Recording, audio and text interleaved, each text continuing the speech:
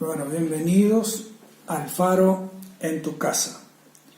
Hoy voy a hacer una reflexión acerca de un contraste entre dos montes o cerros, el monte Sinaí y el monte Calvario.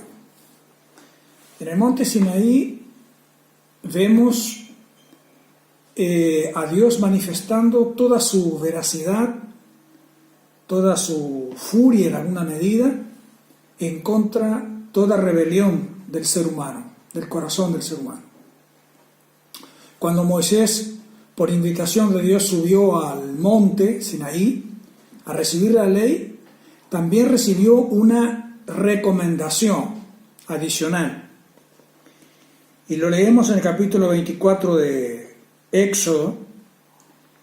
En los primeros 2 versículos dicen: dijo Jehová a Moisés: sube ante Jehová tú y Aarón, Nadab y Abiú, y 70 de los ancianos de Israel, y os inclinaréis desde lejos, pero Moisés solo se acercará a Jehová, y ellos no se acerquen, ni suba el pueblo con él.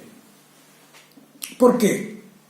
Porque Dios no soportaba la rebelión del corazón, la rebelión de las intenciones que tenía aquella gente desde que habían salido un poco tiempo atrás de la esclavitud.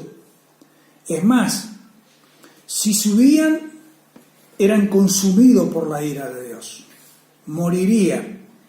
Y aún Moisés, que era la persona que estaba siendo invitada por Dios, aún él, la Biblia dice, entonces Moisés subió al monte, por la invitación de Dios, por supuesto, y una nube cubrió el monte, y la gloria de Jehová reposó sobre el monte Sinaí, y la nube lo cubrió, pero 6 días, lo cubrió por 6 días, y al 7º día llamó a Moisés de medio de la nube.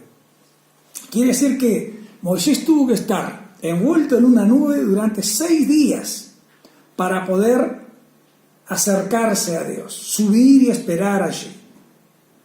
Y era la persona llamada, era la persona que Dios estaba invitando, y miren toda la rigurosidad. Ni él podía subir, ni los 70, ni los otros que eran personajes importantes, estaban en la falda del monte. Esa era la veracidad de Dios en contra el pecado. En otras palabras, el monte Sinaí, vemos que el pecado y el pecador, los dos eran consumidos. Y esta veracidad se puso de manifiesto, digamos así, aún más cuando Moisés, después de los 40 días de estar en el monte, descendió. Y resulta que el pueblo había hecho un becerro, dirigido por algunos líderes que habían quedado por allí.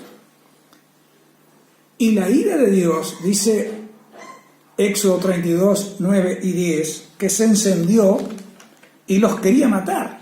De no haber sido por la intercesión de Moisés, hubieran muerto. Dijo más Jehová a Moisés: yo he visto a este pueblo, que por cierto es pueblo de dura cerviz. Ahora pues déjame que se encienda mi ira en ellos y los consuma, y a ti haré una nación grande. Y Moisés se puso a interceder después de mucho logró que Dios, en su misericordia y en su bondad, no consumiera a aquella gente.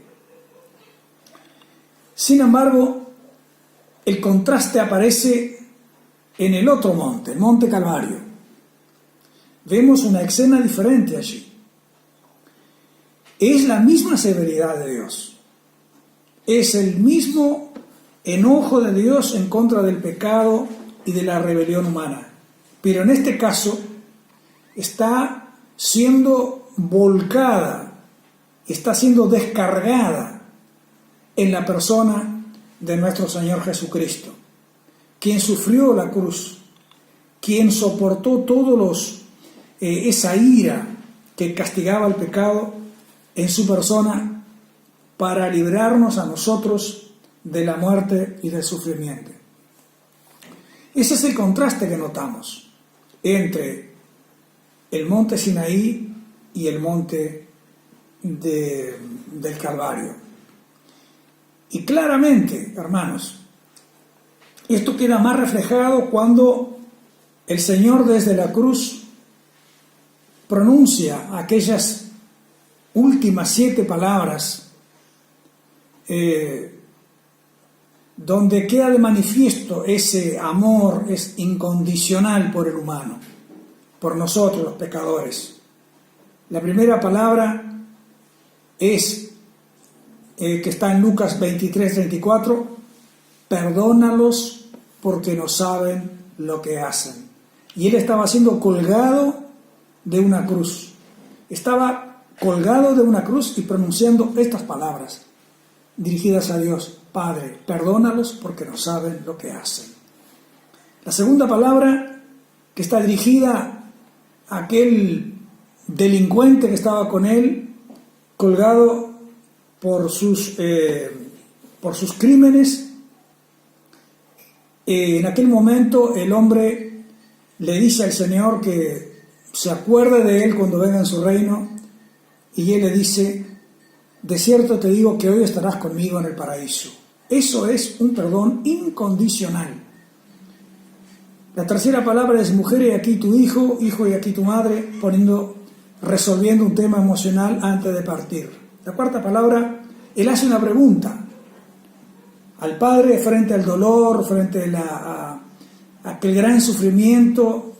Nosotros decimos en forma figurativa que el Señor miró, Dios Padre miró para el costado y dejó caer su ira sobre su Hijo amado.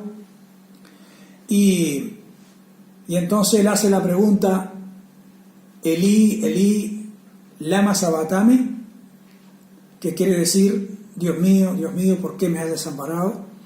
Eso está en Mateo 27:46.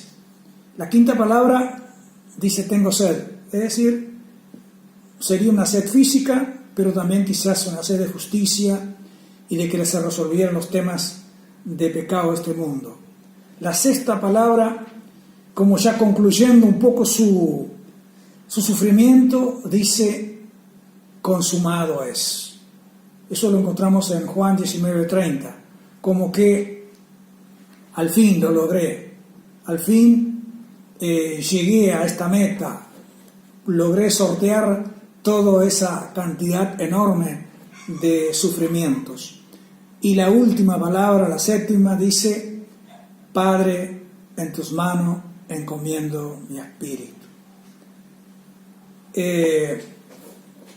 Con todo esto, estos contrastes, este gran sufrimiento por amor que el Señor Jesucristo hizo por nosotros, para que nosotros no sufriéramos la ira del Señor por el pecado. Sin embargo, en su sepelio no hubo honores. Sus más cercanos le abandonaron. Los 70 que él había nombrado para que fueran de 2 en 2 a predicar no estaban allí. Los discípulos no estaban allí. No hubo flores. No hubo un ministro que resaltara sus virtudes. Sin embargo, y a pesar de todo esto, cuando él resucitó y apareció a su gente, no les reclamó nada. Les amó con amor incondicional y luego los comisionó para que fueran por el mundo a pregonar ese mismo amor incondicional. ¿Y saben qué? Jesús aún sigue diciendo: hoy estarás conmigo en el paraíso, a todo aquel que se arrepiente de sus pecados y le recibe sinceramente en su corazón. Mi pregunta es si tú ya has recibido a Jesús. Si tú ya le has dicho: Señor, acuérdate de mí cuando vengas en tu reino. Si tú te has arrepentido de las cosas que has hecho mal Y aún si no te das cuenta que has hecho cosas malas, la Biblia menciona que ya nacemos pecadores. Tú puedes, aprovechando esta reflexión, decirle a Jesús: acuérdate de mí, entra en mi corazón, perdona mis pecados, escribe mi nombre en el libro de la vida, y de inmediato Él te va a decir, aunque tú no lo sientas audiblemente: hoy estarás conmigo en el paraíso. Que Dios te bendiga, que Dios les bendiga, y esta es una nueva edición del Faro en tu casa.